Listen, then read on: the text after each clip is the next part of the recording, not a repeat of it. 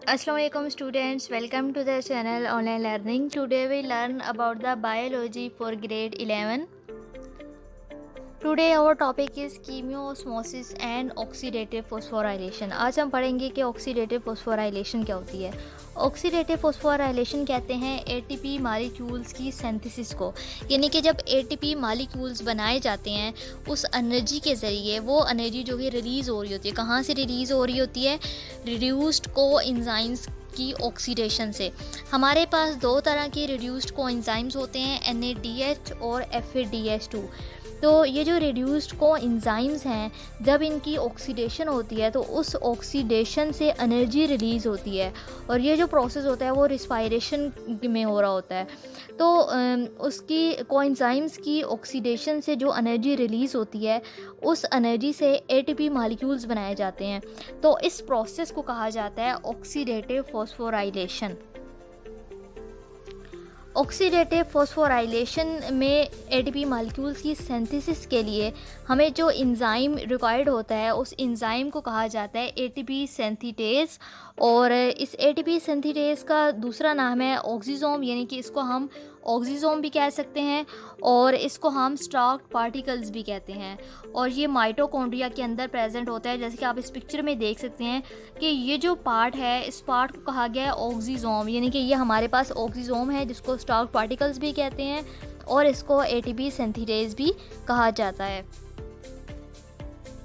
बात हो रही है ऑक्सीसोम की, जिसको स्टार्क पार्टिकल्स भी कहा जाता है। तो ऑक्सीसोम इनर माइटोकॉन्ड्रियल मेम्ब्रेन के अंदर पाया जाता है। और ऑक्सीसोम के अगर हम स्ट्रक्चर को देखें तो ऑक्सीसोम के दो पार्ट्स होते हैं, एफ नोड एंड F1।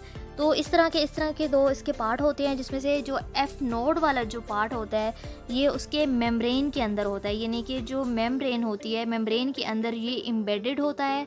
और इससे क्या होता है, एफ नोड वाले पार्ट के ज़रिए प्रोटॉन्स की मूवमेंट होती है। प्रोटॉन्स की मूवमेंट होती है इंटर मेम्ब्रेन स्पेस से। ये जो पार्ट है ये इंटर मेम्ब्रेन स्पेस है, यहाँ से प्रोटॉन्स की मूवमेंट होती है। तो प्रोटॉन्स एफ नोड में से मूव होते हैं और यहाँ से निकल के ये जाते हैं माइटोकॉन्ड्रियल मैट्रिक्स की तरफ। दूसरा इसका पार्ट है F1 पार्ट को एलिमेंट्री पार्टिकल भी कहा जाता है। F1 एक हेड लाइक पार्ट होता है, यानी कि ये हेड की तरह का एक पार्ट होता है जो कि मेम्ब्रेन की सरफेस से बाहर की तरफ होता है, यानी कि ये सरफेस से बाहर की तरफ प्रोजेक्टेड होता है और ये मैट्रिक्स की तरफ पाया जाता है। और ये जो F1 वाला पार्ट है ये क्या करता है, ये एटीपी की सिंथेसिस करता है, यानी एटीपी की जो सिंथेसिस होती है वो F1 पार्ट के ज़रिए से होती है। तो एटीपी की सिंथेसिस कैसे होती है? एटीपी और फास्फेट जब ये दोनों आपस में कंबाइन होते हैं तो उससे एटीपी की फॉर्मेशन होती है। और एटीपी सिंथेटेज जो कि एक एंजाइम है, ये कब एक्टिव होता है? ये एक्टिव तब होता है जब एटीपी की फॉर्मेशन हो जाती है। और एटीपी की फॉर्मेशन तब होती है जब प्रोटॉन ग्रेडियंट इस्टेब्लिश हो जाता है, यानी कि जब प्रोटॉन्स की कंसंट्रेशन एफ नोड वाली साइड पर ज़्यादा हो जाती है अगर उसको कंपेयर किया जाए F1 वाली साइड से। यानी कि एफ नोड वाली साइड पे अगर प्रोटॉन्स की कंसंट्रेशन F1 के निस्बत अगर ज़्यादा हो गई है तो एक प्रोटॉन ग्रेडियंट इस्टेब्लिश हो जाता है। तो जब ये प्रोटॉन ग्रेडियंट इस्टेब्लिश होगा तो एटीपी सिंथेटेज एक्टिव हो जाएगा। तो जो प्रोटॉन्स का फ़्लो होता है वो एफ़ नोड चैनल में से होता है, यानी कि ये एफ़ नोड का चैनल है, यहाँ से प्रोटॉन्स फ़्लो करते हैं।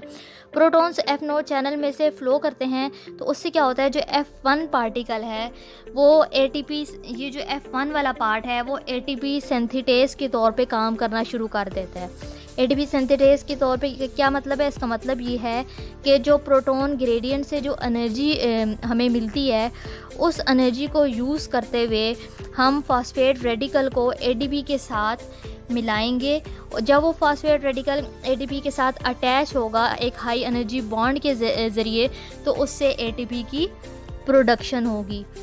तो इस तरह से जब हम एक NADH2 मॉलिक्यूल्स की ऑक्सीडेशन होती है तो उससे 3 एटीपी मॉलिक्यूल्स प्रोड्यूस होते हैं।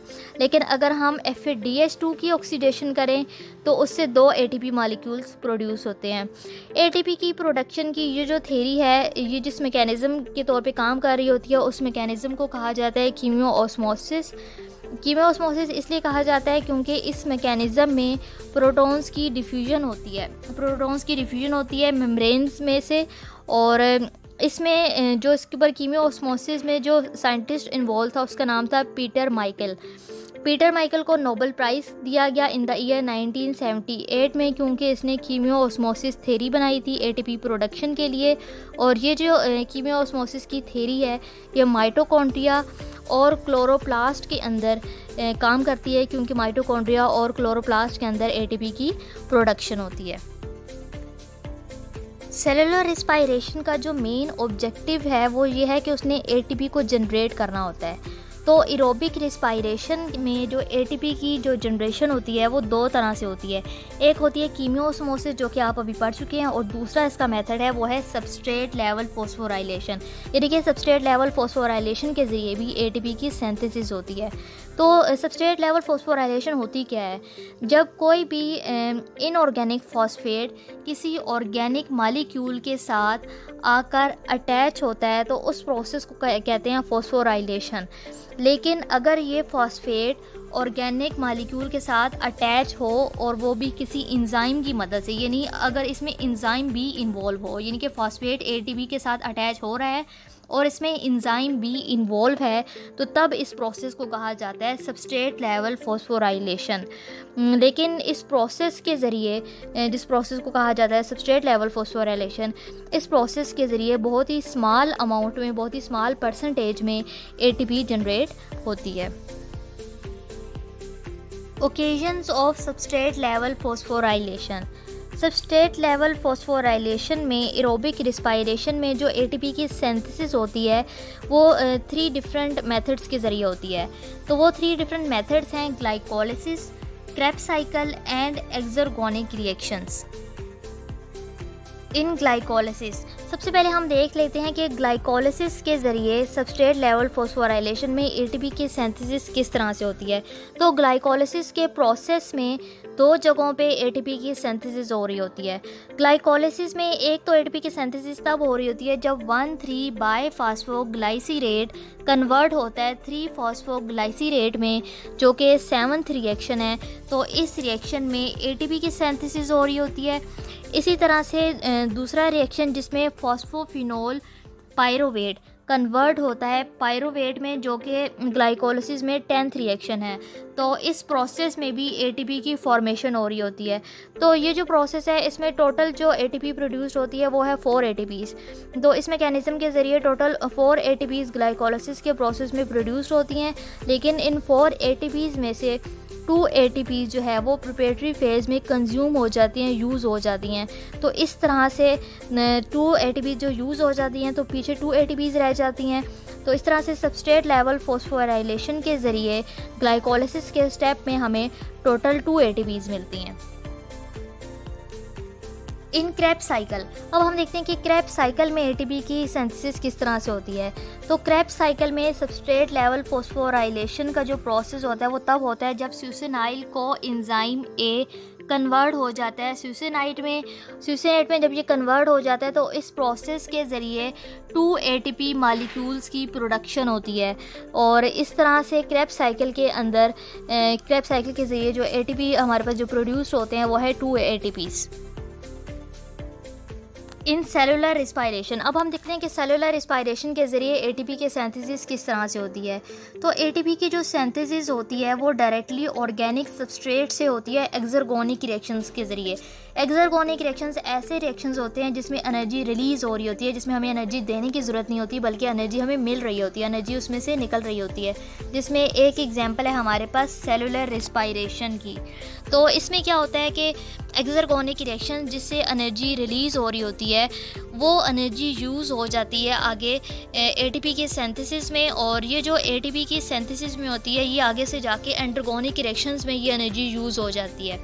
एंडरगोनिक रिएक्शंस वो रिएक्शंस होते हैं जिसमें एनर्जी हमें देनी पड़ती है, यानी कि उन रिएक्शंस में एनर्जी हमें नहीं मिल रही होती बल्कि हमें खुद उसको एनर्जी देनी पड़ती है, यानी कि एनर्जी स्टोरिंग रिएक्शन जिसमें प्रोटीन सिंथेसिस की एग्जांपल है। तो इस तरह से जो टोटल हमारे पास 36 एटीपीज़ बन रहे होते हैं एरोबिक रिस्पायरेशन के प्रोसेस में ह्यूमन सेल्स के अंदर, इन 36 एटीपीज़ में से 4 एटीपीज़ सबस्ट्रेट लेवल फॉस्फोराइलेशन के ज़रिए प्रोड्यूस होते हैं और बाकी के जो 32 एटीपीज़ हैं वो कीमियो ऑस्मोसिस के प्रोसेस के ज़रिए प्रोड्यूस्ड होते हैं इलेक्ट्रॉन ट्रांसपोर्ट चेन के ज़रिए। Importance of PGAL phosphoglyceraldehyde. Phosphoglyceraldehyde, जिसको ग्लाइसर एल्डिहाइड 3 फॉस्फेट भी कहा जाता है, ये रिस्पायरेशन और फोटोसिंथेसिस इन दोनों प्रोसेसेस के अंदर एक इंटरमीडिएट के तौर पे यूज़ होता है। तो सबसे पहले हम देख लेते हैं कि ये रिस्पायरेशन में किस तरह से यूज़ होता है। तो रिस्पायरेशन के प्रोसेस में फॉस्फोग्लाइसर एल्डिहाइड जो है वो ग्लाइकोलिसिस के प्रोसेस में अपीयर होता है, ग्लाइकोलिसिस के पाथवे में अपीयर होता है, जहाँ पे इसकी ऑक्सीडेशन होती है और ऑक्सीडेशन के ज़रिए ये कन्वर्ट हो जाता है 1,3 बाई फास्फोग्लाइसिरेट में, यानी कि PGAP में, और 2 NADH मॉलिक्यूल्स में, और इससे फिर पायरोवेट की प्रोडक्शन हो रही होती है।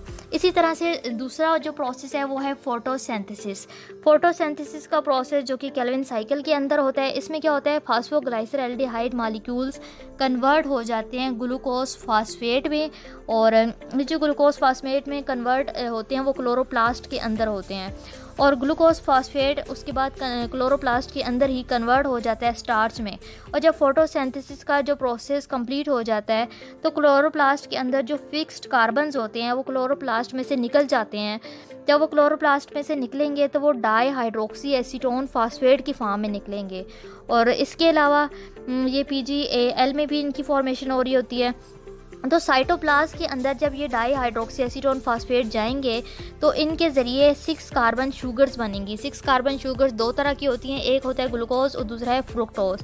तो ये जो 2 शुगर्स हैं जो बनती हैं, जब ये दोनों ग्लूकोज और फ्रुक्टोज आपस में ज्वाइन करती हैं तो ज्वाइन होने के बाद ये कन्वर्ट हो जाती हैं सुक्रोज़ में, और ये जो सुक्रोज़ है ये प्लांट के जो बाकी जो पार्ट्स हैं वहाँ पे ये ट्रांसपोर्ट हो जाती है। Cellular respiration of fats and proteins. जब हम फ़ैट को एनर्जी सोर्स के तौर पे यूज़ करते हैं तो फ़ैट की जब ब्रेक डाउन होती है तो फ़ैट कन्वर्ट हो जाता है 2 चीज़ों में, एक है ग्लाइसिरोल और दूसरा है फैटी एसिड्स। तो इसमें जब फ़ैट कन्वर्ट हो जाता है ग्लाइसिरोल और फैटी एसिड्स में, तो सबसे पहले हम बात कर लेते हैं ग्लाइसिरोल की। ग्लाइसिरोल कन्वर्ट हो जाता है PGAL में, यानी फॉस्फोग्लाइसर एल्डिहाइड में। फॉस्फोग्लाइसर एल्डिहाइड क्या है, ये हमारे पास एक मेटाबोलाइट है जो कि ग्लाइकोलिसिस के प्रोसेस में यूज़ हो रहा होता है। दूसरी जो चीज़ है जो जिसमें फ़ैट कन्वर्ट होता है वो है फैटी एसिड्स। फैटी एसिड्स फिर आगे से कन्वर्ट हो जाते हैं एसिटाइल को एंजाइम A में, और ये जो एसिटाइल को एंजाइम A है वो क्रेब्स साइकिल के अंदर इंटर हो जाता है, और 18 कार्बन फैटी एसिड से हमें 9 एसिटाइल को एंजाइम A मिलते हैं। इसी तरह से इस जो सेलुलर रिस्पायरेशन का जो प्रोसेस है इसमें ना सिर्फ फैट्स इन्वॉल्व होते हैं बल्कि इसमें प्रोटीन्स भी इन्वॉल्व हो रहे होते हैं। तो प्रोटीन्स की जब हाइड्रोलिसिस होती है तो प्रोटीन्स की हाइड्रोलिसिस से हमें अमाइनो एसिड्स मिलते हैं, और अमाइनो एसिड्स में एक R ग्रुप भी होता है। R ग्रुप से हमें पता चलता है कि कार्बन चेन जो है वो उसको हमने ग्लाइकोलिसिस में ऑक्सीडाइज़ करना है या फिर क्रेब्स साइकिल में ऑक्सीडाइज़ करना है। तो ये जो कार्बन चेन है जो कि लिवर के अंदर प्रोड्यूस्ड होती है, तो जब इसके अमाइनो एसिड की डीएमिनेशन होती है, डीएमिनेशन का मतलब है अमाइनो ग्रुप रिमूव करना, तो जब अमाइनो एसिड्स में से हम अमाइनो ग्रुप रिमूव कर देते हैं तो ये जो अमाइनो ग्रुप है जब ये इसमें से रिमूव होता है तो ये कन्वर्ट हो जाता है अमोनिया में, यानी कि अमाइनो ग्रुप अब कन्वर्ट हो रहा है अमोनिया में, और ये जो अमोनिया है जब ये यूरिया साइकिल के अंदर इंटर होता है तो वो यूरिया का पार्ट बन जाता है। I hope students you have conveyed the lesson of chemiosmosis and oxidative phosphorylation and substrate level phosphorylation. If you like my video, kindly subscribe my channel. Allah Hafiz.